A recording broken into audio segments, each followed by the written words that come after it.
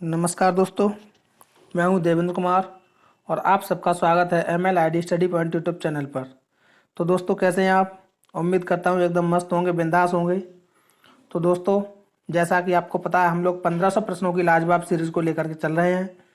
इस सीरीज़ में हम लोग हर रोज़ GK GS के टॉप 50 प्रश्नों को देखते हैं। दोस्तों, आज इस सीरीज़ का 27वां वीडियो होने को है।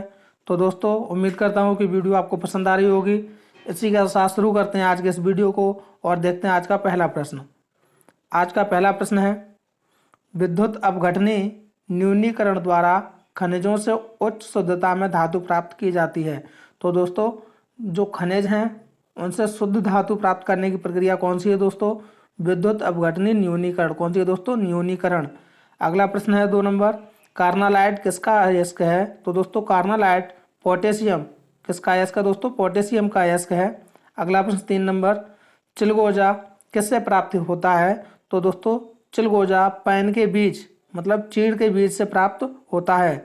अगला प्रश्न 4 नंबर, चीड़ के बीज को सुखाकर चिलगोजा बनाया जाता है और चिलगोजा को जिम्नोस्पर्म का मेवा भी कहते हैं। क्या कहते हैं दोस्तों? चिलगोजा को जिम्नोस्पर्म का मेवा भी कहते हैं।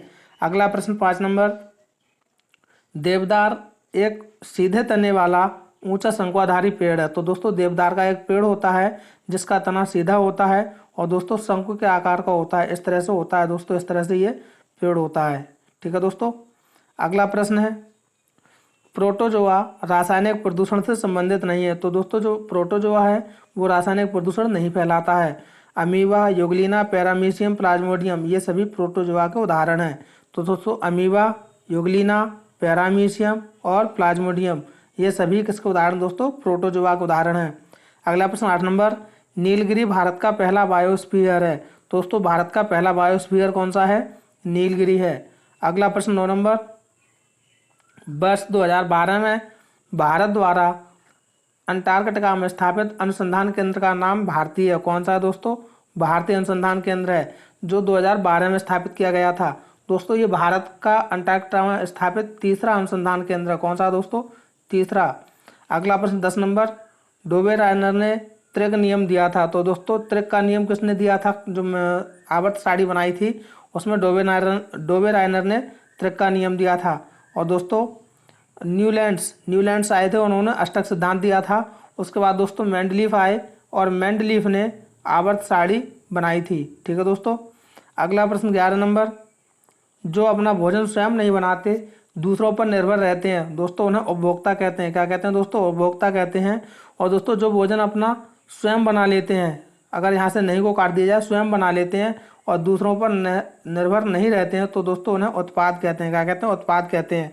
अगला प्रश्न 12 नंबर, भारत का सबसे बड़ा बायोस्फीयर रिजर्व कौन सा है? तो दोस्तों, कच्छ का रण, जो कहाँ है? गुजरात में है।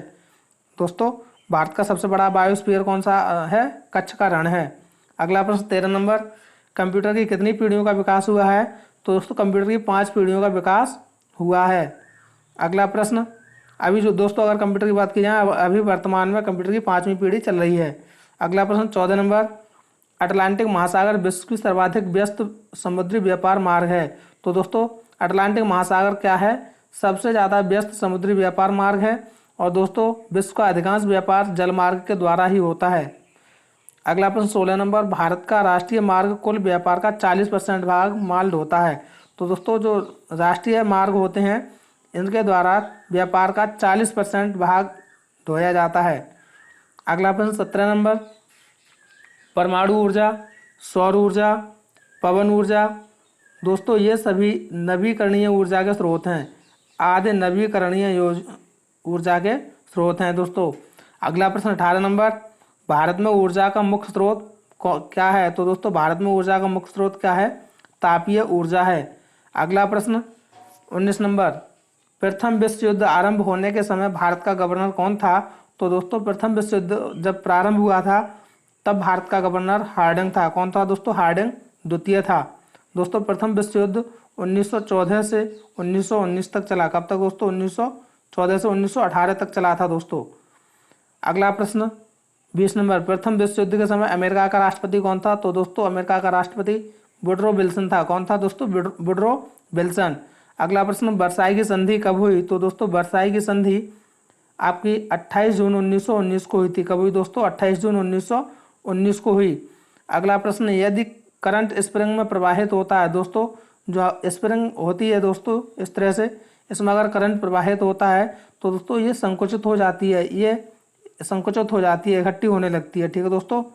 अगला प्रश्न, मनुष्य के हाथ का कार्य करना, किवाड़ी का खोलना, मतलब जो किवाड़ होते हैं उनका खोलना, ये किसके उदाहरण है दोस्तों? ये बल आघूर्ण के कारण होता है। अगला प्रश्न 24 नंबर, द्रव्यमान और त्वरण के गुणनफल को क्या कहते हैं? तो दोस्तों द्रव्यमान और त्वरण के गुणनफल को बल कहते हैं, मतलब F बराबर m इंटू ए। तो दोस्तों इसी को न्यूटन की गति का द्वितीय नियम भी कहते हैं। अगला प्रश्न 25 नंबर, सबसे अधिक आयनन क्षमता किन किरणों की होती है? तो सबसे अधिक आयनन क्षमता अल्फा किरणों की होती है। और दोस्तों अगर भेदन क्षमता की बात की जाए तो सबसे ज़्यादा भेदन क्षमता गामा किरणों की होती है। किसकी दोस्तों? गामा किरण की सबसे अधिक भेदन क्षमता होती है। अगला प्रश्न, स्वदेशी आंदोलन की औपचारिक घोषणा कब की गई?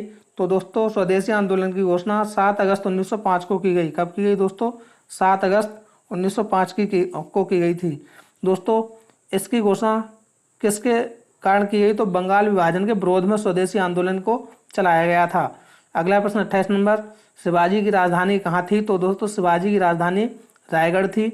अगला प्रश्न 29 नंबर, मुगल सेनापति कौन था? जो दोस्तों जयसिंह था, और मराठा की तरफ से शिवाजी थे। तो राजा जयसिंह और शिवाजी के बीच पुरंदर की संधि हुई थी दोस्तों। कब हुई? 1665 में। तो दोस्तों जयसिंह मुगल सेनापति के साथ शिवाजी ने 1665 में पुरंदर की संधि पर हस्ताक्षर किए थे। अगला प्रश्न 30 नंबर, लक्षद्वीप के लोगों की भाषा मलयालम है दोस्तों। और दोस्तों अगर बात की जाए तो लक्षद्वीप कैसा द्वीप है? तो दोस्तों जो लक्षद्वीप है उसका अगर हाई कोर्ट की बात की जाए तो दोस्तों केरल के अंतर्गत आता है। लक्षद्वीप का हाई कोर्ट कहाँ पड़ता है दोस्तों? केरल में है। अगला प्रश्न, कन्नड़ दोस्तों कर्नाटक की राजभाषा है। और दोस्तों अगर नागालैंड की राजभाषा की बात की जाए तो अंग्रेजी है। अगला प्रश्न 34 नंबर, मिनिकॉय लक्षद्वीप का सबसे बड़ा द्वीप है। तो दोस्तों मिनिकॉय लक्षद्वीप का सबसे बड़ा द्वीप है। अगला प्रश्न, गरसोप्पा का दूसरा नाम है दोस्तों जोग जलप्रपात। क्या दोस्तों? जोग जलप्रपात। तो दोस्तों गरसोप्पा या जोग जलप्रपात शरावती नदी पर स्थित है। कहाँ दोस्तों? शरावती नदी पर स्थित है। अगला प्रश्न, विश्व का सबसे ऊंचा जलप्रपात कौन सा है? तो दोस्तों विश्व का सबसे ऊंचा जलप्रपात एंजल जलप्रपात है। अगला प्रश्न 37 नंबर, अंकलेश्वर गुजरात में पेट्रोलियम का उत्पादक क्षेत्र है। तो दोस्तों अंकलेश्वर किसके लिए प्रसिद्ध है? गुजरात में है, पेट्रोलियम के लिए प्रसिद्ध है। अगला प्रश्न है दोस्तों 38 नंबर, छोटा नागपुर पठार को भारत का रूर क्षेत्र कहते हैं।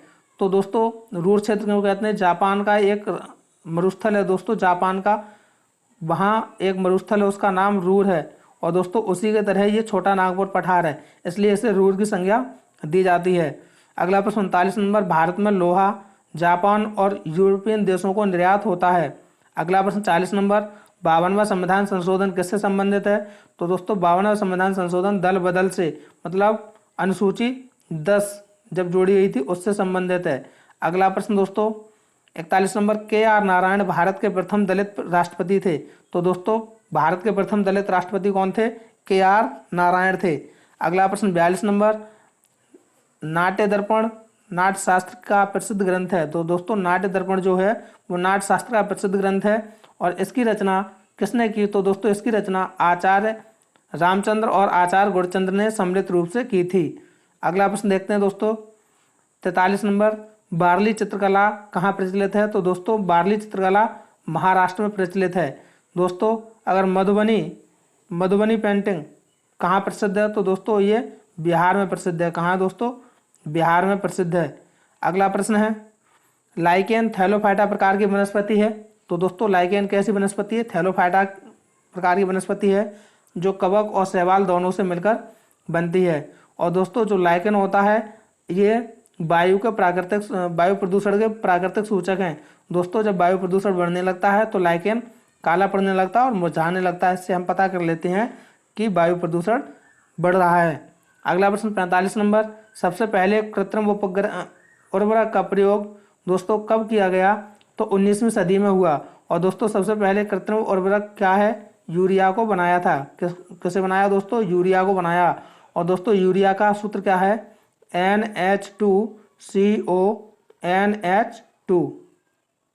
अगला प्रश्न है, पेंटिंग की प्रथम प्रदर्शनी किसने कहाँ पर दोस्तों हुई थी? तो दोस्तों पेंटिंग की प्रथम प्रदर्शनी रॉयल स्कॉटिश एकेडमी में हुई। कहाँ दोस्तों? Royal Scottish academy. अगला प्रश्न 47 नंबर, नुआखाई त्यौहार कहाँ मनाया जाता है? दोस्तों नुआखाई त्यौहार उड़ीसा में मनाया जाता है। अगला प्रश्न, भरतनाट्यम तमिलनाडु का प्रसिद्ध नृत्य है। तो दोस्तों भरतनाट्यम कहाँ का है? दोस्तों तमिलनाडु का प्रसिद्ध नृत्य है।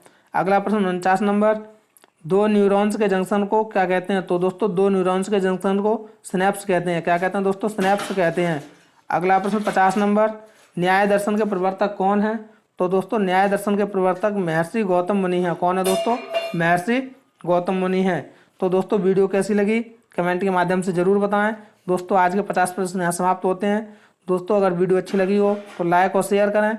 दोस्तों PDF पाने के लिए टेलीग्राम ग्रुप पर जाएं और सर्च करें @MLID स्टडी पॉइंट और इस ग्रुप को ज्वाइन कर लें। दोस्तों यहाँ पर आपको सभी क्लास की PDF मिलती हैं। तो मिलते हैं अगली नई क्लास में, तब तक के लिए थैंक्स फॉर वॉचिंग।